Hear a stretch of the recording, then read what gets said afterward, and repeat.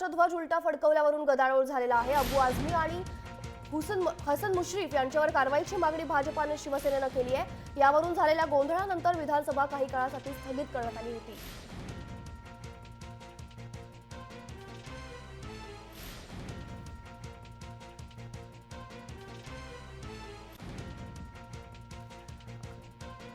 आपले प्रतिनिधी हेमंत बिर्जे आपल्यासोबत आहेत। थेट आपण त्यांच्याकडून जाणून घेऊयात अधिक माहिती। हेमंत, काय अधिक सांगाल? राष्ट्रध्वज उलटा फडकवल्यावरून विधानसभेत गदारोळ सुरू आहे, एकूण सध्याच्या परिस्थितीविषयी काय सांगाल?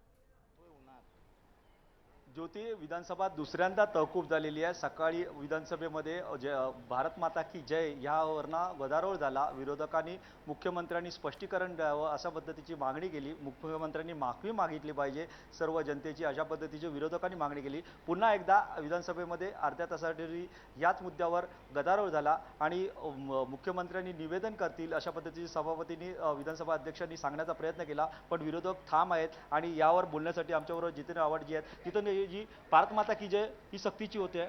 असं आहे की तुम्ही कोणाला कशाचीच सक्ती करू शकत नाही या देशामध्ये, धर्म आचरणाची नाही। ह्या डॉक्टर बाबासाहेब आंबेडकरांच्या संविधानाने स्वातंत्र्य दिलंय, freedom of speech and freedom of expression.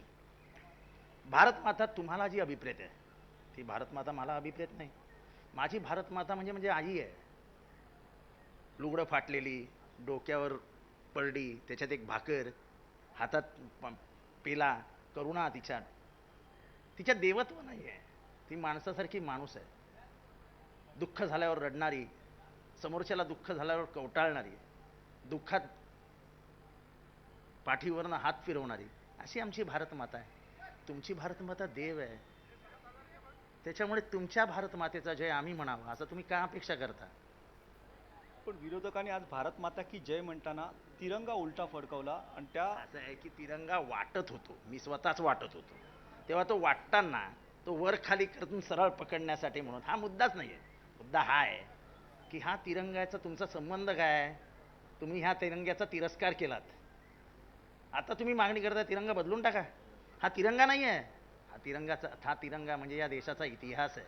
हा तिरंगा ब्रिटिशांच्या कार्यालयावर लावण्यासाठी हिंगोलीमध्ये 14 जणांनी आपल्या छाताड्यावर गोळ्या झेलल्या। भारतामध्ये लाखो तरुणांनी गोळ्या झेडल्या का? तर हा तिरंग्याचा सन्मान व्हावा म्हणून।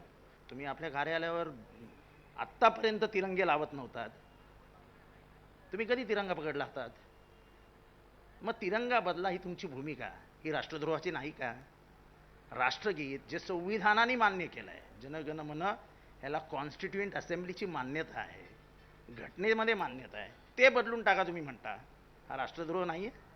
भारत माता की जय म्हणणं हे संविधानात नाही आहे, पण तिरंगा आणि राष्ट्रगीत दोन्ही संविधानात आहे। कोणी काय म्हणावं हे तुम्ही सांगणारे कोण? पेट्रोटिझमचं सर्टिफिकेट तुम्ही देणार?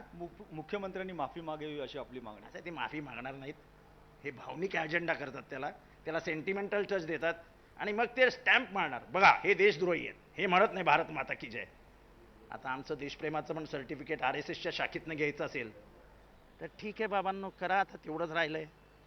पण आमच्या देशप्रेमाचं सर्टिफिकेट महात्मा गांधींनी 1947 पर्यंत चाललेल्या स्वातंत्र्य संग्रामात दिलंय।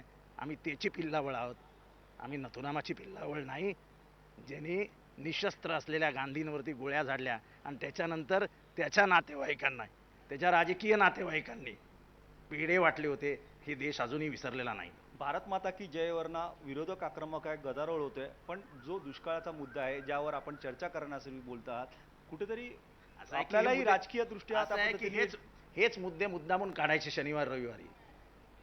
असे विरोधक ह्याच्यावर बोलले नाहीत, बघा विरोधक कुठे, विरोधक आमच्यावर जर असे वैचारिक आहे, हा वैचारिक गदारोळ झालाच पाहिजे। शेवटी त्यांचे विचार आणि आमचे विचार वेगळे आहेत, ते एका वेगळ्या वाटेने चाललेत, आम्ही एका वेगळ्या वाटेने चाललोय। प्रश्न जनतेचा प्रश्न असा आहे की 6व्या मजल्यातनं न्याय मिळत नाही, जिथे दगड ही न्याय द्यायची तिथे आता मला माणसं न्याय देत नाही असं म्हणत एक शेतकरी आत्महत्या करतो, त्याबद्दल तुमचं काय म्हणणं आहे? त्याच्याबद्दल बोलायचं नाही आणि मग शनिवार रविवारी कधी असं तिरंगा बदल डालो, राष्ट्रगीत बदल डालो, भारत माता की जय। आता मला मुख्यमंत्र्यांना विचारायचं आहे की भारत माता की जय बोललो नाही तर कुठल्या देशात पाठवणार? भारत माता की जय किती वाजता म्हणायचं? जेवताना म्हणायचं, बसताना म्हणायचं, उठताना म्हणायचं, झोपताना म्हणायचं, आंघोळ करताना म्हणायचं, कधी म्हणायचं? गाडीत बसताना म्हणायचं? पासपोर्ट देणार का विसा देणार? आम्हाला बाहेर पाठवणार तर कसं पाठवणार? अरे हा भारत माता आहे ना, हा भारत हा आमच्या बापजाद्यांचा आहे. आणि हिंदुत्ववाद्यांनी एकदा ठरवावं.